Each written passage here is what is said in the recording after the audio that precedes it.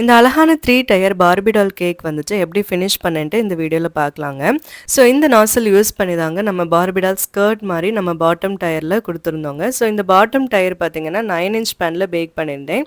So middle tyre வந்துட்டு 7 inch பேன்ல back பண்ணியிருந்தோம். Top tier வந்து 6 இன்ச் பேன்ல பேக் பண்ணி எடுத்திருந்தோம்.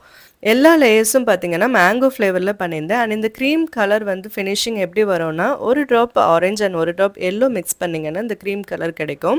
ஒவ்வொரு லேயர் பிளேஸ் பண்ணுறதுக்கு முன்னாடி கேக் நல்லா வந்து செட் பண்ணி எடுத்துக்கோங்க. அண்ட் சப்போர்ட் வந்து ரொம்பவே ஸ்ட்ராங்காக வச்சுக்கோங்க.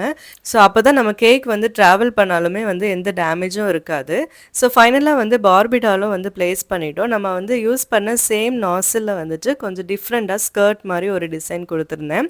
இந்த பேபியோட ஃபர்ஸ்ட் பர்த்டேக்கு நம்மக்கிட்ட கேக் வாங்கியிருக்காங்க. ஸோ பேபியை நல்லா பிளெஸ் பண்ணி நம்ம வந்து கேக்கை ஃபினிஷ் பண்ணி அனுப்பிட்டோம். So customer also very happy. And இந்த கேக் உங்களுக்கு பிடிச்சிருந்தனா கண்டிப்பாக ஒரு லைக் பட்டன் கொடுங்க. தேங்க்ஸ் ஃபார் வாட்சிங்.